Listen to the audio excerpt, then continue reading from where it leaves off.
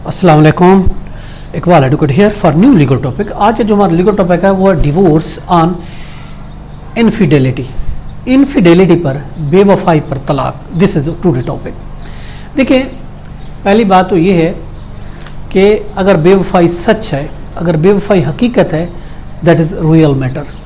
लेकिन कोई भी बेवफाई को या चीटिंग को कबूल नहीं कर सकता। एनी पार्टी, कोई भी स्पाउस दूसरे की बेवफाई को वो कबूल नहीं कर सकता, कोई एक्सेप्ट नहीं कर सकता। और इसका नतीजा क्या होता है?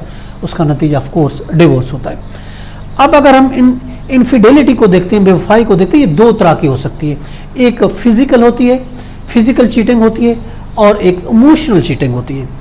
फिजिकल चीटिंग ऑफ कोर्स होता है फिजिकल और रिलेशन कैम करना किसी थर्ड पर्सन के साथ, और इमोशनल वो होता है उसको कांटेक्ट में रहना, सोशल कांटेक्ट में रहना, एसएमएस, फ़ोन कॉल्स के जरिए।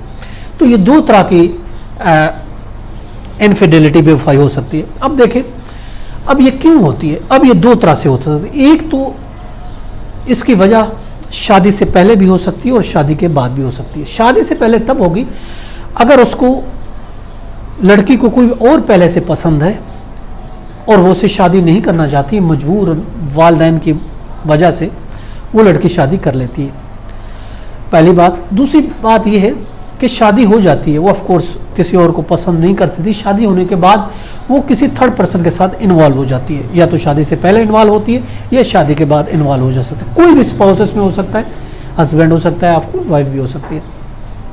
अगर शादी से नाखुश है तो तलाक के लिए काफ़ी है, नाखुशी ही काफ़ी। It is enough for the divorce. अगर आपको नफरत है, अब नहीं रहना चाहते, अब खुश नहीं है, देखो शादी का नाम खुशी है, अगर खुश नहीं है तो ये काफ़ी है डिवोर्स के लिए।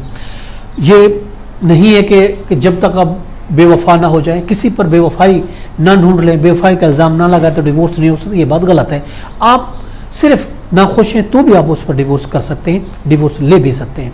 उसके लिए आप बेवफाई को नहीं ढूंढें, आप किसी पर इल्ज़ाम तराशी ना करें। अगर कोई एसएमएस करता है या करती है, कॉल करता है, सोशल मीडिया इस्तेमाल किया जाता है, कोई कांटेक्ट है, तो इसको आप बेवफाई का नाम, इनफिडेलिटी का नाम नहीं दे सकते। किसी की किरदार कशी करना, किसी के किरदार पर उंगली उठाना, किसी की पाक दामनी पर कोई इल्ज़ाम देना, ये इस्लाम हमें सख्त मना करता है। जब तक इस्लाम तो ये कहता है कि जब तक आप किसी को अपनी आंखों से ना देख लें या 4 गवाह ना लाएं, इसके लिए आपको 4 गवाह लाने, और उन्होंने भी अपनी आंखों से देखा हो, उस वक्त तक आप किसी पर इल्ज़ाम नहीं लगा सकते।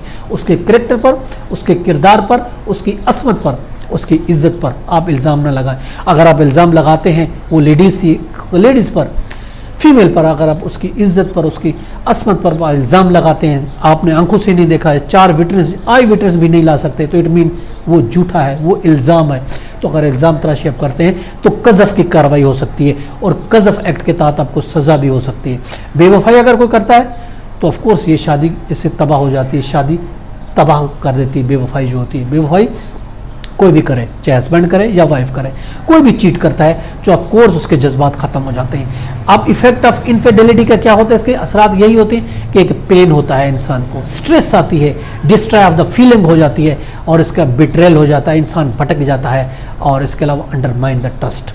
इन चीज़ें ये इफेक्ट करती हैं, ये इनफिडेलिटी इफेक्ट करती है। रीजंस क्या हो सकती हैं? देखिए, आपको बताया रीजंस ये हो सकता है बोर इन मैरिज में अगर बोरपन आ जाता है, या फिर लैक ऑफ इमोशनल अटैचमेंट खत्म हो जाती है, या फिर not fulfilling the unmet of sexual need. ये 3 किस्में हैं, ये 3 रीजंस हैं, ये 3 वजूहात हैं। अगर ये 3 वजूहात आ जाती हैं तो ऑफ कोर्स उसकी वजह से ये इनफिडेलिटी आ सकती है, यानी कि मैरिज से बोर हो जाना, lack of the emotional attachment, और इसके अलावा not fulfilling unmet sexual need. इन बेस पर बेवफाई, इनफिडेलिटी आ सकती है। ये तो हमारा आज का टॉपिक। इसके साथ इजाज़त, फिर मिलेंगे। Have a nice day. अल्लाह हाफ़िज़।